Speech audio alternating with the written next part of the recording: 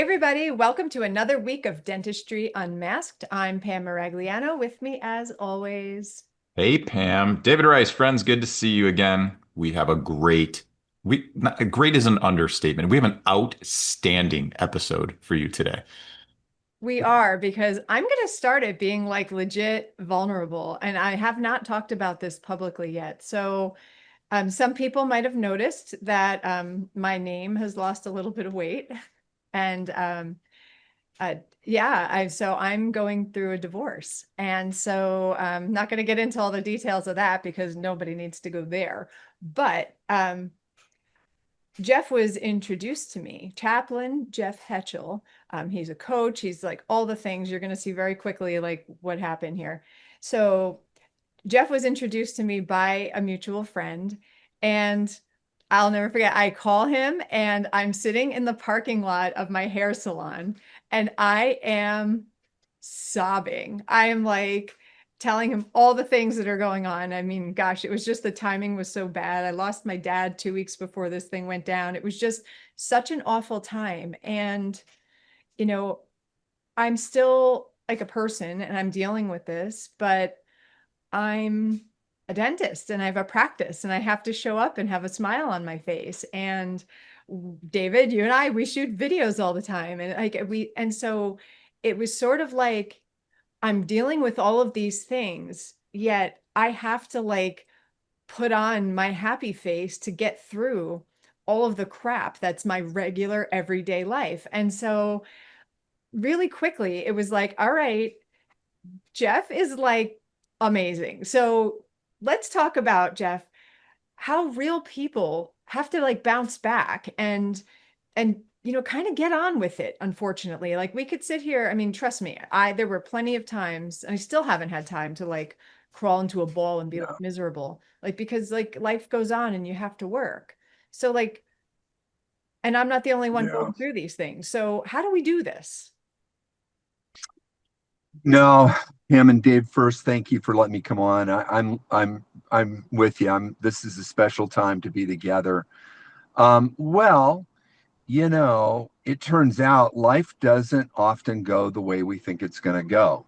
And it's not very predictable. And I've been around your professional medical tribe for a long time, and dentists are a special subset of that tribe. And you face kind of unique challenges that some medical professionals don't face, but yet you're real people too. And I think that's the piece that we're going to talk about today is resilience and what resilience looks like. Because if you could see my hands today, um, they do not look like the hands of a 20-year-old man. And that's because I'm in my fifth decade, halfway through my fifth decade of my professional life. And, I only recently became a working man again. I'm a part-time bus driver for the local school district in Southern California, and I drive little handicapped kids back and forth to school. And so I had to become a teamster to be a bus driver, right? So now I'm around all these working class people.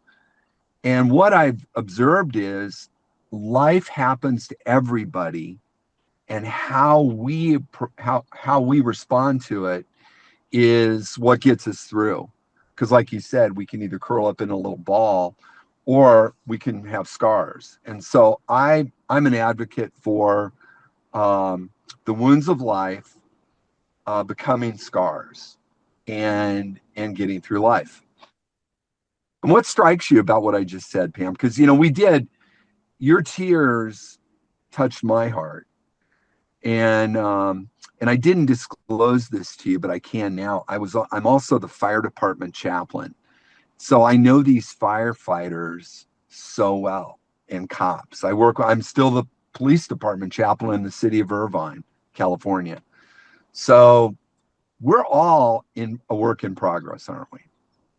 Oh my gosh, yeah, we are. And I feel like, yeah, this was weird because I feel like even on day one when I knew like things like were legit going south, I knew a couple things. I knew I couldn't come back from some of the things that went down, but I felt like I need to legitimately get over this. You know how like we all have those friends that like hang on to things for 5 more Mhm. years and they're still talking about that same person and the same whatever. And I'm like, Mhm. I don't want to be that person. I like so there were like a few like almost like core values I had with my divorce. I don't know how else to describe it, but I was like, I Sure.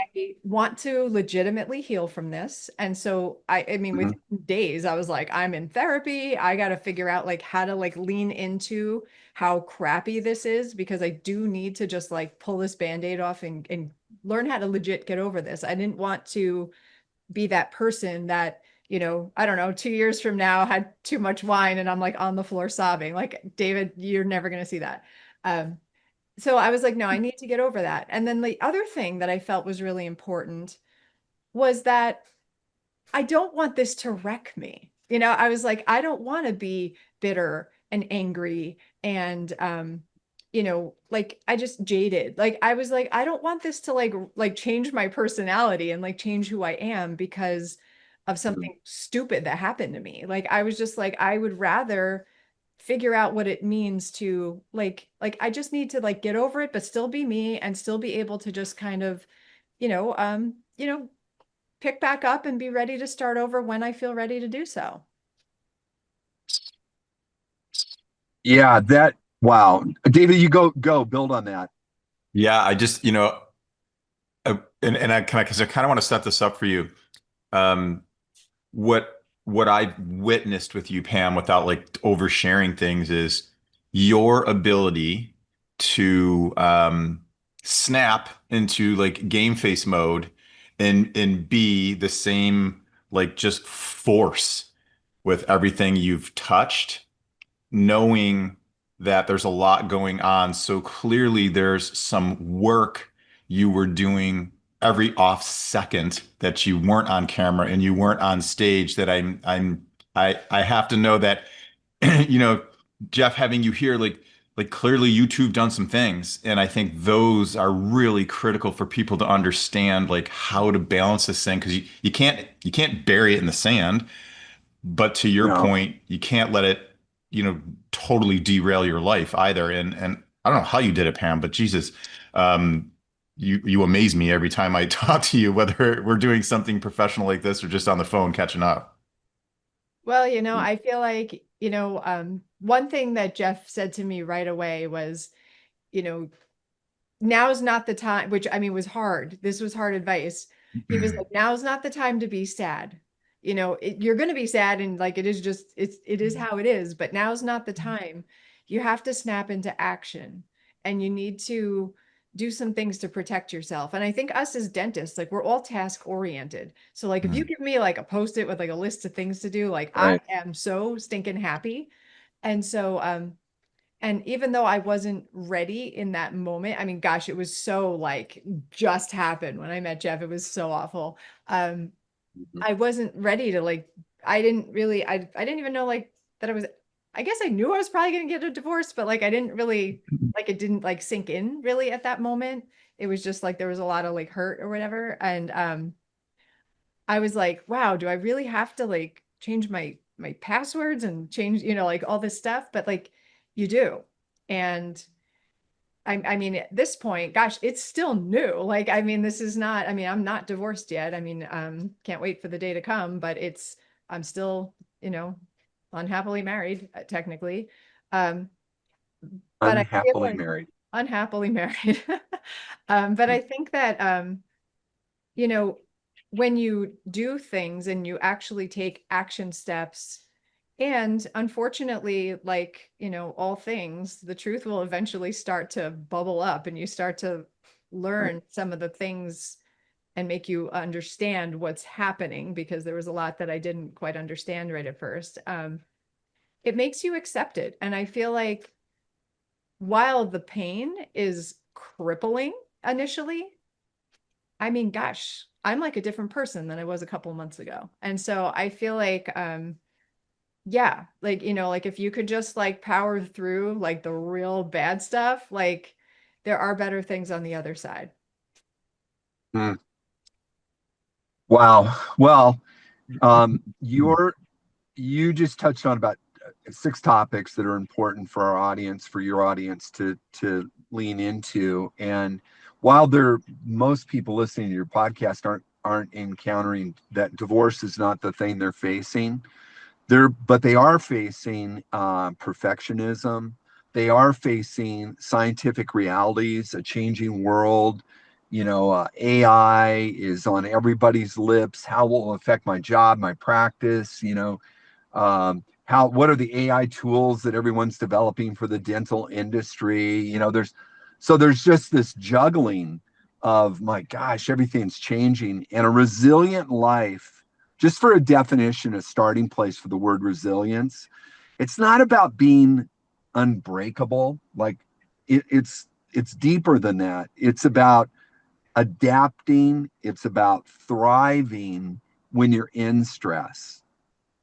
So I don't know about you guys in dental school, if you go way back. And David, do you have, what's your educational background? Would it be through a dental school or? I too am a fellow dentite to Pam. So yeah, A dentist of 31 dentite. years. So when you go back to, when we were talking about germs and epidemiology and, back in the day, right? You have these classes. I don't know about you, but did anybody ever mention that you might participate in a worldwide global pandemic? Didn't come Right? up. Didn't come up. And all my educational background is finance and then urban planning for a master's degree. No one ever talked to me about the 1919 global pandemic. And never once in my church, in Boy Scouts, in anything, did anyone ever say, you need to prepare for what's ahead. Never once. So then all of a sudden, the world shuts down, and you guys were there. You were there. You were medical professionals during a worldwide global pandemic. And I want to say thank you as just a guy to you for being part of the pandemic. And now emerging out of that, I would suggest to you that the pandemic ignited some of the marital problems, some of the psychological problems, some of the workforce problems we're experiencing today are now a worldwide thing. And we're in the accepting the reality of what occurred 5 years ago phase. And that's where building a resilient lifestyle comes into play. How does that strike you guys when I say we were all surprised by the worldwide global pandemic and have you thought about a connection to what happened then to potential impacts today? I think so. I think that there was a lot of things that we had to adapt to. And I feel like while there was, for me at least, a lot of good that came out of it, I know a lot of people, there was a lot Right. of bad that came out of it as well. And I Yeah. think that many times you think, gosh, it was 5 years ago. Or you're like, wow, I can't believe it was only 5 years ago. I mean, really depending on what we're, like what the circumstance is. But I do think that we are feeling the lasting effects of it. I mean, definitely with our workforce, definitely with, I mean, I can't blame COVID on like my life. I think that's different. But I think, you know, I don't know. I mean, I know personally, I realize that I'm not good at home. Like I feel like I need to be in an office, while so many people long to be remote, like I was like, nope, I am good to wake up and like show up at work every day and hang out with my team and see my patients and do whatever. And it was hard to not do that. So I think people are still feeling the effects of that. What do you think, Dave? I do. And I'll frame this with I was very fortunate being a Floridian because even though we didn't have like the contact, like we were outside all the time. So we still had a human connection to people. It was almost in like the most beautiful way, like bizarre, like families were on bicycles and walking together. And that happened really They from got outside. they got outside. It was really like it was like we went back to the 50s and everybody kind of did their own little pack Yeah. things together. So I felt very lucky because and to a large degree, you know, Anastasia and I were insulated from this Mm, craziness. But mm. when I spoke to my friends who were, you know, from my hometown Buffalo, and people were basically like locked in for Yeah. all that time. It, yeah, it absolutely changed the way that many people approach life. Mm. It was a massive shift on all levels. Massive shift. Mm.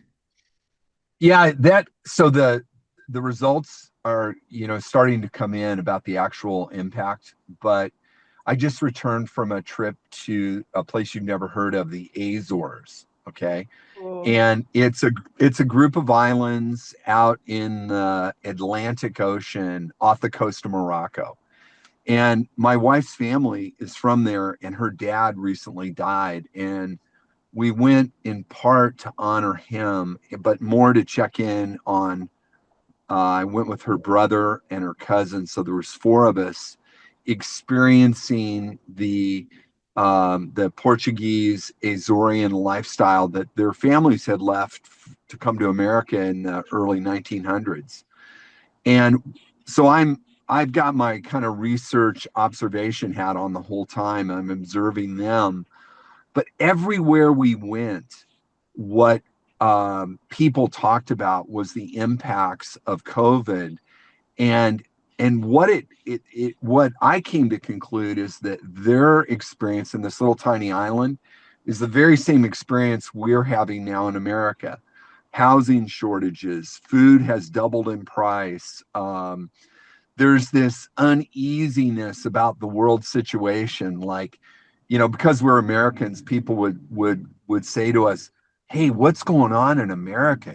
We were going to travel there, but it's like we don't want to get arrested by ICE. And I said, whoa, whoa, whoa, ICE isn't going to arrest you for coming to America. But they're in the middle of the Atlantic and they're worried about these things. And as I would talk with them on little islands about their lives, um, they would say the exact same things my kids say here is, Dad, we can't find a house to even buy because they're so expensive. Or how do we afford our lifestyle now? It seems like the opportunities have changed. So I bring it up in the topic of resilience to say, you know what, the sun did come up this morning, and I'm here in Denver, Colorado, visiting clients, and man, there's optimism again flowing in our veins, and we're starting to see the end of the homelessness, what became part of the pandemic. It just became part of our lifestyle to see homeless people everywhere. And we're starting to see progress being made in some of those areas. So, as a dentist, I, it was, I set out before I got on the phone with you today on this Zoom call to disprove a myth. And I think I was able to do it. Have you ever heard this statement? The suicide rate is the highest among dentists among medical professionals. Have you ever heard that? Oh yeah. Oh yeah. Have you had guests on that have addressed that? I feel like we talked about it once a while ago. Okay. Well, I've got some good news. It Yeah. turns out it's actually not true. Okay. But it took a lot of research, and you know how anecdotes get worked into an anecdote can become a fact pretty quickly, and then it goes from fact to maybe legend. And so here's what I found was that the the post COVID, and I don't know if you guys have experienced any of your colleagues with a suicide or a suicidal ideation. Do you have someone in the back of your mind that's occurred with? Okay. Pam, I'm not seeing you. So do you have someone in your mind? Absolutely, yes. All right. So there, those people that have completed successfully suicide become the kind of the story for us in our lives. And but if you look at all of society, it turns out in professionally, veterinarians have the highest suicide rate as of a study done in 2024. And I'm not sure what that's about, but for our profession, for the dental industry, um, you're actually about the same as others. What seems to be true is that the suicide rate among younger uh, per, medical professionals, they're the ones that have it's about a 7% higher suicide rate than the population. So younger being 25 to 35 year olds. So, So question on that. Is that a today thing, or has that always been a statistic where younger folks have lived there in the dental side? yeah, no, it was so the first study that there's limited studies because there's limited studies. The first one I looked at was in 2011 and the next one was in 2024. So we have seen the suicide rate in the population go up post COVID so it's 25 to 30, that 10-year period. So that would have been, they would have been, that's the 2024 survey. So let's do the math. That would have been age 20 to 30-year-olds completing suicide is higher. And, I've tried to delve into what happened in medical programs during COVID, but it seems like there was a lot done online. Like even some nurses didn't have actual clinical experience because during COVID, when they were in nursing school, they would do like Zoom. You know, it would be patient contact was even by Zoom, which how that happens, it basically doesn't, right? You don't. What we're doing today doesn't really help us clinically or wouldn't help us clinically. It's a discussion, right? So it seems like young people came out of medical school, dental school, nursing school, um, without much people experience. Were thrown into your clinics, were thrown into your practices, and then maybe perhaps were shocked by the experience. They weren't prepared for what they were seeing. They weren't prepared for it. I mean, I'm guessing there because I don't have that data, but it's a fascinating. It's it to me it reinforces the case for resilience. So during COVID, I taught a class to young nurses at the hospital called How to Survive and Thrive as a Nurse. And the word would get out that I was doing this. This was for new nurses. Um, and I would talk about the psychological pressure that they were under as nurses. And many of them never had thought about that. So for your fellow colleagues that are listening to this podcast today, I think this is what I would suggest as a data point is that they talk about their COVID experience, like you did, David, with Florida being different compared to New York. And my guess, the reach of your magazine, your podcast across America, maybe even the world, um, requires that we discuss like what was your COVID experience? That's what I ask professionals all the time is what was it like? Real open-ended, and man, some crazy stories start to come out. Crazy stories. So I'm I'm just I hope what your audience hears is that suicide rates aren't, they're actually lower of medical professionals for dentists. That's counter the narrative they may have heard. That one fact may give them some hope. especially if they're experiencing any kind of depression. So that's the connection. So we all have things going on, obviously, and some more stressful than others. All of our lives kind of ebb and flow when it comes to stress and stressors.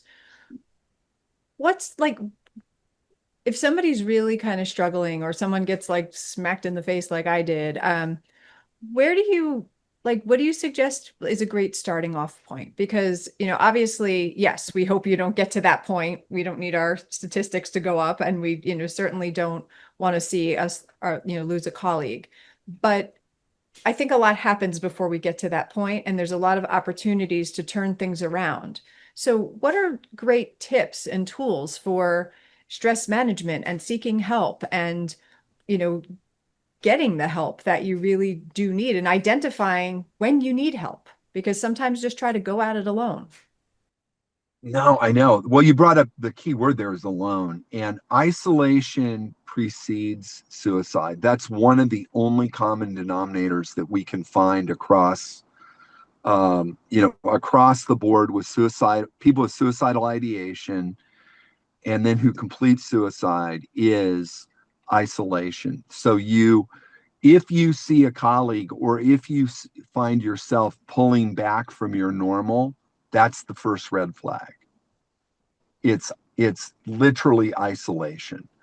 Often there's a big shame component with professionals because people come to what I've heard a lot in the dental industry is, people bring their problems into the office, and granted, it's associated with their mouth, but their mouth is associated with their voice. And sometimes your patients will disclose to you, what's going on in their life. You may be the only person they talk to. Has that happened to you guys in your practice where people will disclose things that you're surprised? Absolutely. Yeah. Yeah, Yeah. yeah. So, and that's, by the way, that's not, I doubt that was taught in your dental schools how to psychologically connect with patients who are struggling in their personal lives, right? Did you have a class in that?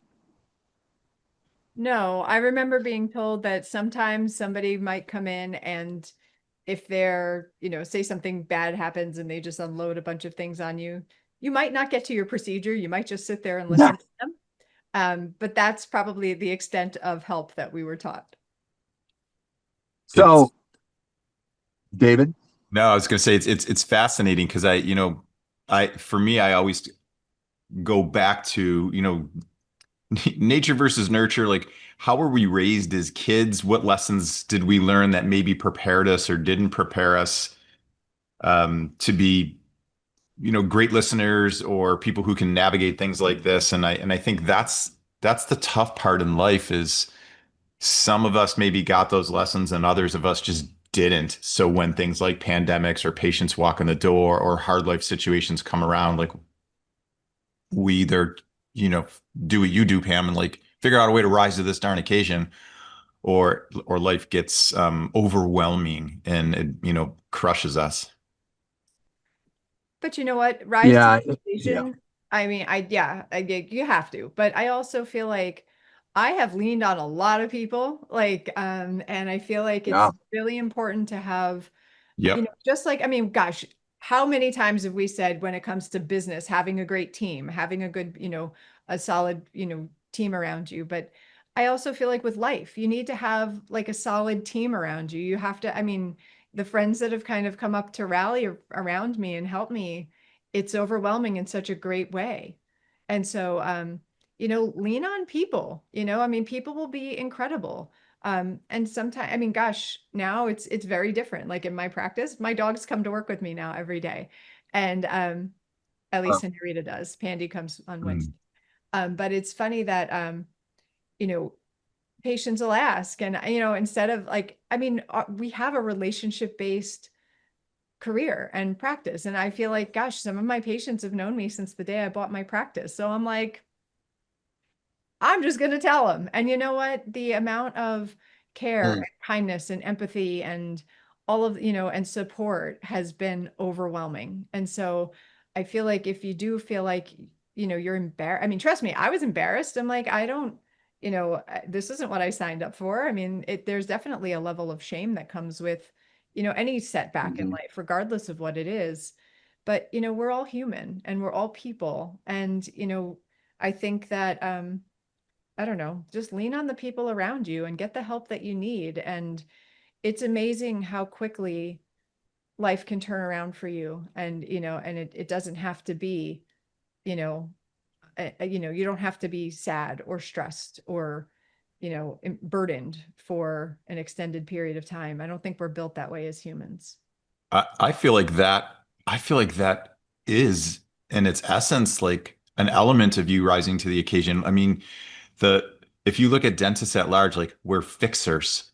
People come in with the right. We Yeah, chose dentistry over medicine exactly. because we're going to think about it, but we would like to fix the problem. And I think it's easy for us to believe that that's our role in life. People bring us problems and we work them through their problems. And it can be difficult for us to let go and be vulnerable and to ask for help. So just like that in and of itself, that you're able to do that in my mind, like that's a huge thing that if more of us in dentistry could learn to do, because I don't know that that's an inherent thing in most of us, but if we can learn to let Mm. go and trust people and let them help us too, and realize like that is a gift to our friends and our family and people who care about us, to feel like they have some teeny small role is a cool thing. So I think that is you rising to the occasion, Pam. I'm gonna give you like all the hugs right now. Yay, I'll take them. Yeah, no, it's been wild, that's for sure. And and I think you're right. We are fixers, but there are some things that you can't fix. And you know what? Yep. That's okay. Like you can just, Yep. let that ship sail and you can and you can just enjoy the blessings in your life. And it's amazing how, the if you look around and it's not like a hard find, the blessings are right there. And you could just have to focus on those.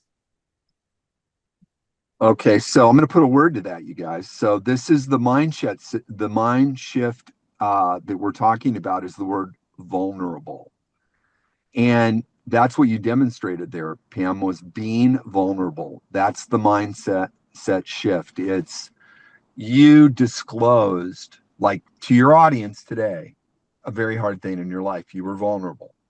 What you received from Dave, over the distance was what? A hug. And I don't know, I was watching his face. I don't know if you were, but David's face brightened as he cared for you. It opened up a moment for him to care for you. So that's the mind shift is vulnerability. It's saying I'm your dentist, but I'm a human. Um, so I want to. How does that strike you? That word vulnerable, you guys? I It's find it to be one of the most powerful qualities we can learn to live with, whether it's Yeah. in our personal life or our professional life as a dentist and a leader of a team. Um, Hmm. it's true and it's hard, but yes. sometimes you Yes. just need to do it. So let's talk about some three daily activities that I recommend that will help every human that's listening to our podcast today. And it's something I will do. I already pet the dog, so that helped me a lot. But um, it's during your day having a practice of what I call micro breaks, which none of you professionals have time for breaks. I mean, you seldom have time for lunch. Oftentimes, you don't have time to take a pee, right? I mean, truthfully, it's patient to patient to patient, but it's micro breaks. So a 2025 study, so that's this year, showed that there's a 34% decrease in anxiety if you take a 2 minute pause. A 2 minute pause. So um, you think about a 2 minute, you think about a break as 2 minutes long, and that could be just sit down, Dentists never sit down. It's why you guys all have back problems and neck problems, or you're hunched over. But it's simply to sit down and stretch, to lean back in an ergonomically correct position is something you don't do. So micro breaks. The second thing is much more difficult, especially for men, but it's something I've embraced a lot, which is the practice of journaling. Journaling. So it's not a diary as much as it is like I have several different methods where I journal, but one of them is I carry with me in my wallet a notebook, and I'll jot down thoughts in it sometimes during my micro break. Sometimes it's confidentially in the bathroom. Sometimes it might be in the form of a thought, just one sentence. And then the third daily practice is we neglect our physical health as professionals, and it's because we're young. Well, now that I'm not young, my father-in-law, before he died at age 95, said this. He goes, I would have taken a lot better care of myself if I knew I was going to live this long. Right. And what our physical health, you identified one of them, David, that you, during COVID, it was riding bikes and being outside. Right. So every day, to park when you get to your office, to park 50 steps further away. We always park in the same spot at the office. Park at a different spot so you have to walk a little more, or park in the back of the building and walk to the front of the building, or park further away from the door. Be safe, think about all those things, but let yourself experience nature. You can't see where I'm at right now, but there was a fox in the neighborhood this morning when I went to get a cup of coffee for our podcast. And that was one of the coolest things. I can't think of the last time I saw a live fox. It was incredible. And so, but there was a burst of nature. It was I felt it in my brain. So what do you think about those 3 daily practices: micro breaks, reflective journaling, and physical health? I love all of those. Absolutely. I think we should prioritize those every single day. We have to. Yeah, and I feel like they're doable, which is why I really, really like them. I think sometimes there are, Pam, you and I've had conversations with people where we're like, that's great. However, how do we make this happen? So sometimes I think like in the effort of like shrinking change, those are 3 really doable things that can be implemented today, and not overwhelm us with the whirlwind that is life. Like we can find the time to focus on those things really, really easily. Okay, so let's talk about so isolation is one of the red flags, right? So I want to talk about a topic that for professionals is very tough, which is community building. And it's the question that I would ask you is, who do you have in your life that will hold up a mirror to you? Who do you have in your life that will hold up a mirror to you? And oftentimes it's not your spouse, and that's okay. It's just, I want to point out the fact, though, that if you're a guy and you have a friend who is a woman who's holding up the mirror, that will create an emotional connection and might lead to something more that you don't want, that will bring more pain into your life, i.e. an affair. So I'm not talking about that. I'm talking about usually a same-sex person that will hold up a mirror and say, hey, here's what I'm seeing, brother, or here's what I'm seeing, sister. So does someone come to your mind? I don't want you to go deep on this, but does someone come to your mind, Dave? I see your eyes looking around. Okay. Does someone come to your mind? Oh, absolutely. I've been, I've got a best friend from dental school for like 35 years now. You know, Okay. And I've got another really good friend that I met when I moved back to, Buffalo, New York years ago. And yeah, I feel really lucky. Like we've always been those people for each other that we can pick up the phone or sit down and just say like, okay, let's talk about the reality of life. Good. Pam, who came to your mind? My high school best friend. We're All still, right. text and talk all the time. And yeah, it's, she can say things to me that not everybody can say. Mm, So here's one I want you guys to think about is in this idea of community building, it's it's fostering referral relationships. That's a very technical way to say you have to keep your life open to some space for somebody new in your life, a new friend, a new connection, your entire life. Um, Pam, you did it with me. So we spend one time on the phone call. Now I'm on the podcast, right? Mm-hmm. And now we get to know each other, right? We learn something, but that's a referral. I am an example of a referral relationship, right?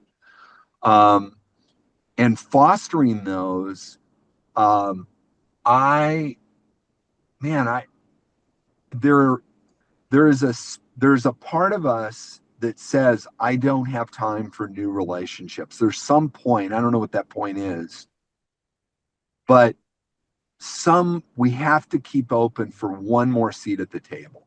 Does that make sense? I mean, do you agree, disagree? I totally agree. I feel like what happened this spring for me was kind of it was very eye-opening. I had lost my dad and the outpouring of love was so kind and amazing. And Yeah, yeah, I was like, okay, I think from this, like, I really want to be a better friend. Like, I want to be that person for other people too, because I feel like if this happened to somebody else, I would be like, oh, I'm so sorry. What can I do? Nothing. Okay. I don't know what I would do. But like, literally, I had handfuls of people that just like ran to me. And then this other thing happened, and it was like, I already had this network of support kind of already bubbling up from my dad that all of a sudden it was like next level. And so, yeah, I feel like there's room always. And if you don't think there's room, make room for people that are going to cheer you on and support you. But it's got to go both ways. You've got to be there for them and you've got to be a friend for them as well. So, I just, don't do it. I always tell people, don't do what I do. Like, don't have to like live it to figure it out. Just like be there for your friends and, cultivate those friendships so that when shit goes bad, like it's already set up, as opposed to, yeah, appreciating those that run to you during a crisis. yeah, yeah. Well, shit does go bad.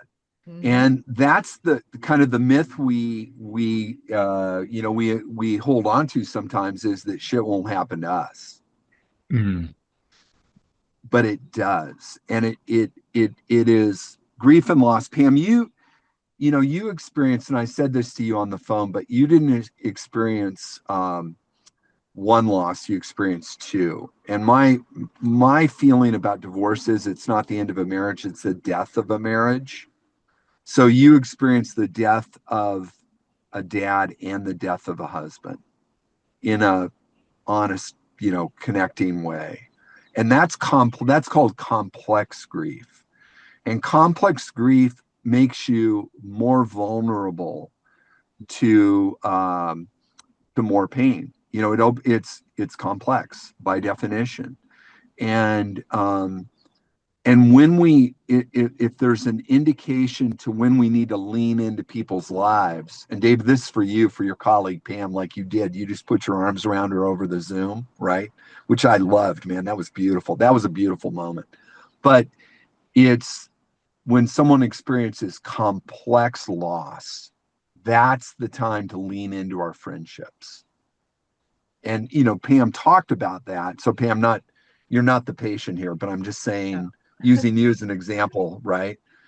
Your vulnerability led to community, which will build resilience and turn those wounds in your heart into scars, and scars we can live with, but wounds, an unhealed wound, we can't live with.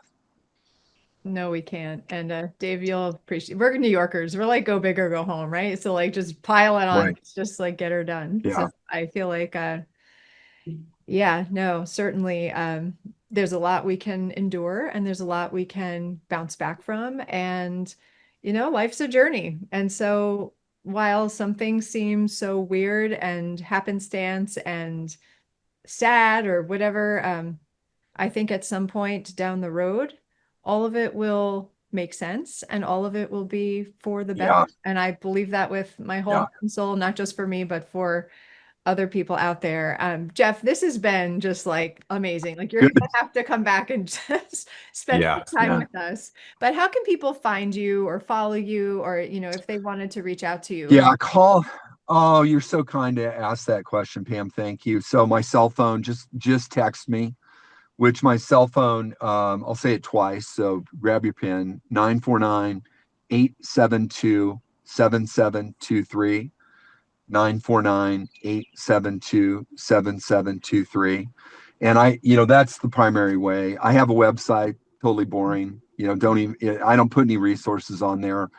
Anybody that texts me, there's a no charge 15-minute assessment time where I just, it's completely free to see if there's a fit. So life coaching charges minimally, but there's a free, let's call it an encouragement bump. But just call, man. I'll help you. I'm not in this. I'm not in this for the for what am I not in this for? I'm not in this for the money. I'm in this for the personal fulfillment. And so I've kind of put together a way to live my life without having much of it, having to need much because of saving money and not spending a lot. So, but I do think that your industry, like something we could do regularly if you wanted to, a check back in would be a lot of fun. I think of it like ask Chaplain Jeff and have your readers or your podcast listeners email you a question anonymously, and we could talk about that question. So there you go. I really love being with you guys too. I love what you're doing with your industry. Good job. Well, thank you so much. And everybody, thank you for joining us. I know this episode was a little different than some of our usual ones, but hey, we got to keep it fresh for you guys. So thank you for joining us this week on Dentistry Unmasked. And David and I look forward to seeing you next week. Bye, everybody. Bye-bye, guys. Thank you, everyone, for watching or listening to the show this week. And thanks to our guests and sponsors on this episode. Please check out our social media at Dr. Pamela_Maragliano and at Dental Economics Official. Or you can check me out at Ignite DDS or at Dr. David Rice. And go to dentaleconomics.com to receive dental economics. You can choose to receive DE in print or digitally, and you can also get the details of our Principles of Practice Management conference on our website. If you have topics or guests or anything you'd like to talk about on the show, send us an email to dentistryunmaskedpodcast@gmail.com, and we will do our very best to make it happen. Thanks again, and we'll see you next week.